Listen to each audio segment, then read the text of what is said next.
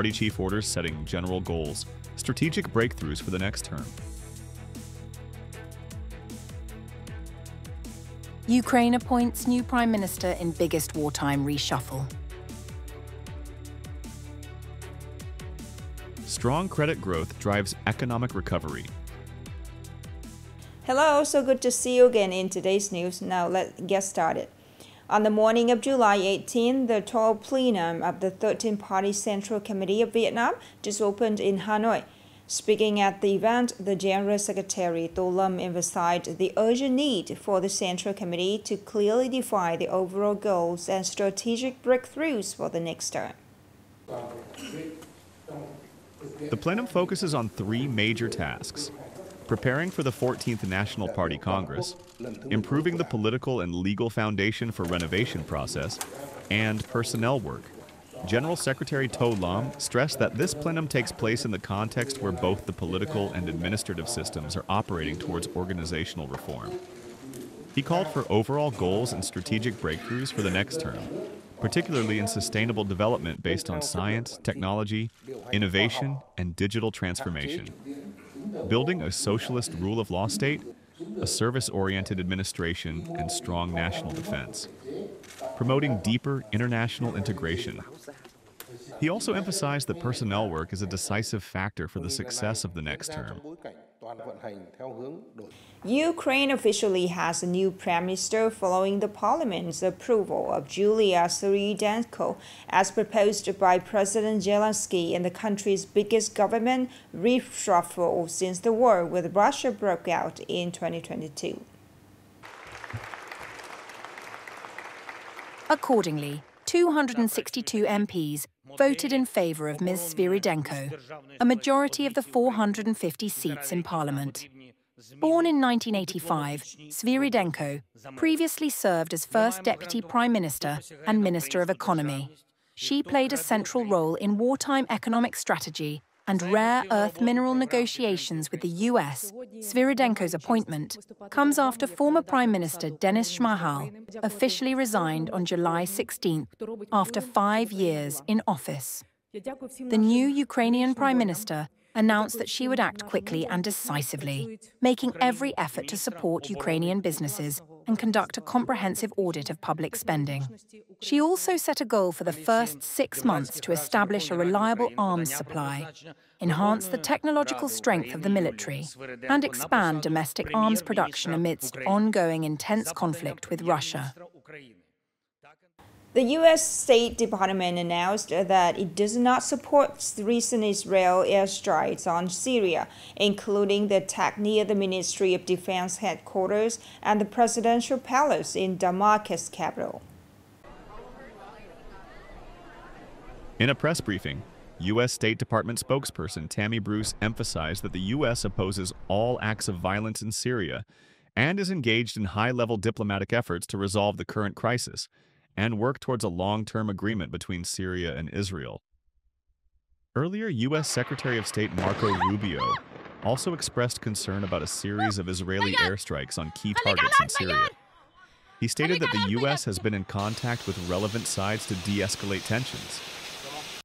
Interim Syrian President Ahmed al-Shara welcomed the U.S. stance while accusing Israel of deliberately destabilizing Syria.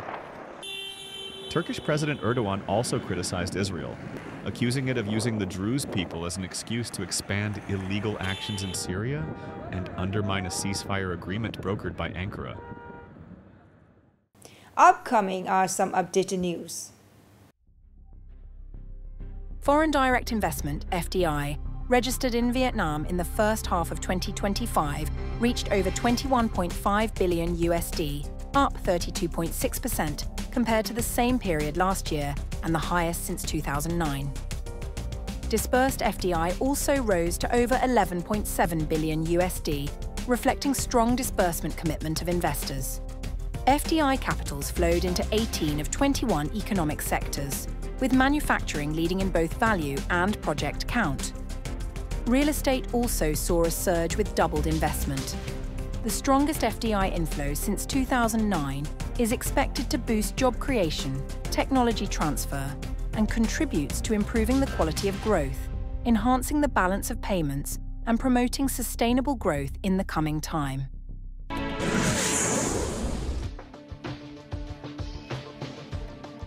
Many Vietnamese agricultural exports, such as dragon fruit, chili, and okra, are facing serious delays while entering the European Union (EU) market due to a lack of food safety certification under new EU regulations. Since early July, EU rules require certificates to be issued by Vietnamese authorities, rather than businesses or third parties. This fact is causing worrying consequences such as increased storage costs, goods spoilage, and potential contract cancellations if not resolved promptly.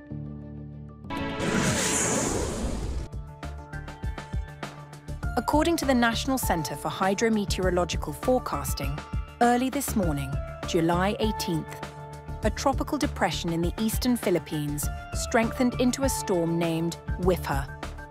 It is forecast to enter the East Sea tonight or early tomorrow, July 19th, becoming the third storm of the year.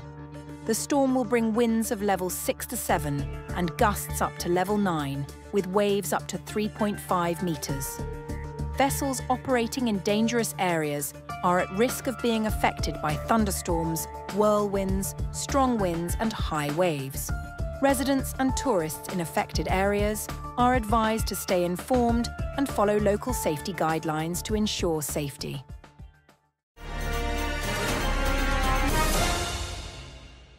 As of the end of June 2025, credit growth in Nghệ An has increased by over 10%, showing that the blood vessels of the economy are circulating strongly again. This is a positive sign reflecting growing confidence among businesses and consumers, creating key momentum for GDP growth in the second half of the year. More in the story.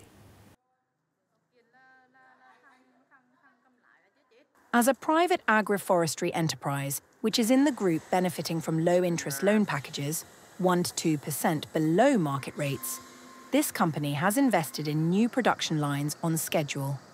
The factory is expected to start operations by late July with an annual output of 150,000 tons, targeting exports to Japan and Europe.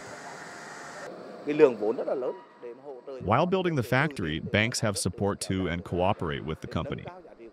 We believe that, in the coming time, banks will continue to accompany and actively support businesses with access to credit capital.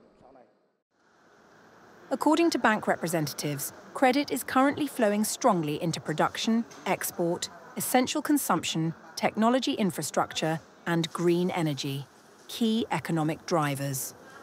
Credit packages worth hundreds of trillions of Vietnamese dong are being offered at preferential interest rates 1 to 2% lower than the general market. Businesses need to reduce management costs and take full advantage of low-cost capital mobilization mechanisms. This will enable the development of credit packages with attractive and low interest rates.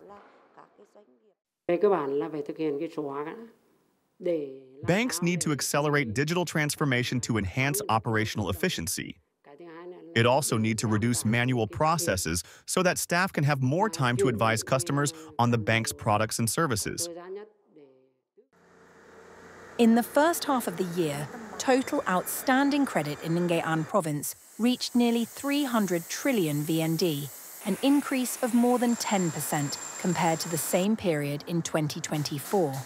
Both deposit and credit growth surpassed last year's levels. With an increase of over 10% in the first half of the year, the target of full-year credit growth of 16% or more is achievable if policies remain effective. This is an especially important factor for the province to reach a GDP growth target of 10.5% in 2025, as assigned by the government. The last story just ended our news today. Thank you so much for your attention. Goodbye and see you later.